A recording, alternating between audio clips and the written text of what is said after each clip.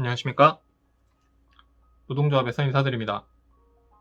조금 일찍 찾아온 듯한 무더위와 장맛비 소식으로 함께한 한 주였습니다. 전보 인사가 이어진 6월 넷째 주 뉴스 리포트는 정부 경평 소식으로 시작합니다. 20일 월요일 오후 4시 기재부는 공공기관 경영평가 결과를 발표했습니다. 우리 공단은 지난해에 이어 종합등급 C등급을 받아 한숨 돌릴 수 있게 됐습니다. 주요 사업 개량 점수에서 전체 최하위권인 점을 고려하면 다행인 부분입니다. 정확한 세부 결과는 확인해봐야 알겠지만 현재까지 알려진 바로는 경영평가 성과급 지급률이 40%라는 이야기가 있습니다. 지난해에는 25%였습니다. C등급은 낙제를 면했다는 것일 뿐 결코 샴페인을 터뜨리고 자축할 일은 아닙니다. 주요 사업 개량 지표는 3년 내내 바닥권이고 올해 역시 개선될 기미가 없습니다. 경영진이 축포를 쏘고 생생낼 상황은 아닙니다. 과거 공단은 포상은 윗사람들이 챙기고 책임은 하위 직원들이 뒤집어 쓰는 무책임한 일들이 비일비재했습니다. 다른 기관들이 95점 이상을 받는 계량에서 홀로 80점대에 머무르는 현장 직원들이 부족한 예산에도 땀 흘리며 노력해도 채우지 못하는 지표 관리에 책임이 있는 무능력한 이들이 승승장구하는 현실은 없어야 합니다. 경영성과에 대한 책임과 결과는 조합원들이 아닌 경영관리자들이 져야 합니다. 이번 결과는 겨우 소낙비는 피한 셈이지만 우리 앞엔 먹구름이 가득합니다. 공공노동자에게 천둥 번개를 예고한 것이 새 정부 공공기관 정책 기조입니다. 기재부 장관은 파티는 끝났다고 합니다. 엄포용이라고 해도 어리둥절할 따름입니다. 설령 파티가 있었다 쳐도 우리와는 거리가 멀다는 것 조합원 모두 공감할 것입니다. 우리 일반직 평균 임금은 2021년 기준 공공기관 370개 중 258위에 불과하고 공무직 인건비는 하위 85% 수준으로 최저임금과 그리 큰 차이가 나지 않습니다. 현재 공공기관 노동조합이 힘을 합쳐 기재부의 불합리한 간섭과 통제, 헌법이 보장한 노사관계를 무시하는 행태에 맞서기 위해 헌법소원을 진행 중입니다. 노동기본권 사수를 위한 서명운동에 많은 조합원님들이 참여 부탁드립니다. 행동하는데 많은 용기나 수고가 필요하지 않습니다. 서명으로도 힘이 됩니다. 다음은 본부지역 지부 조합원 간담회 소식을 전해드립니다.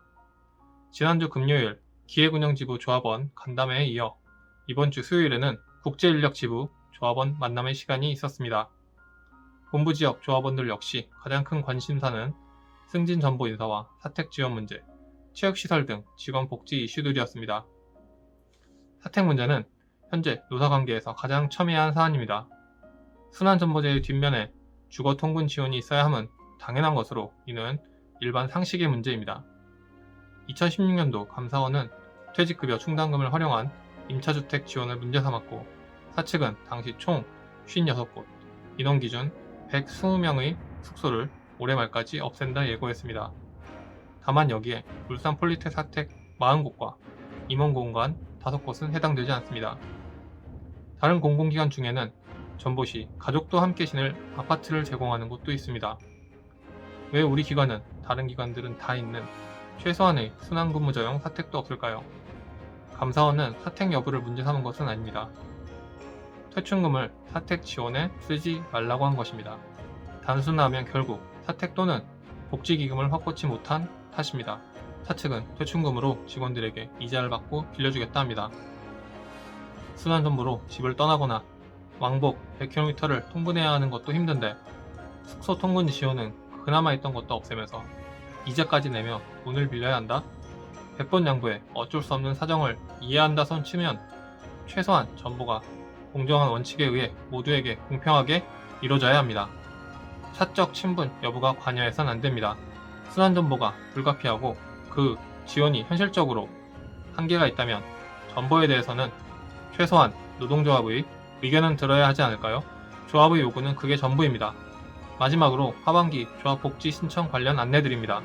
밴드와 홈페이지 공지한 바대로 조합 사무처에서는 조합 창립 기념식을 전후하여 조합원 생활자금 대부와 장학금 추천, 장기근속 조합원 포상을 계획하고 있습니다. 지역별 할당에 따라 금액과 추천 인원이 나뉘어져 있으니 관심 있는 조합원님께서는 해당 지역 지부장, 지역 부위원장에게 문의 바라며 사원처의 문도 늘 열려 있습니다. 신청은 7월 하반기 인사 후 소속 지부 기준이며 장기 근속 조합원의 경우 복로 연수가 아닌 퇴직 예정 상급 이하 조합원 대상이니 그 점 유념해 주시면 감사하겠습니다. 이번 주 소식은 여기까지입니다. 인사 정보로 다소 어수선할 수 있는 시기입니다. 조합에 많은 관심과 의견 부탁드리며 모든 조합원님 가정의 안녕을 기원합니다. 감사합니다.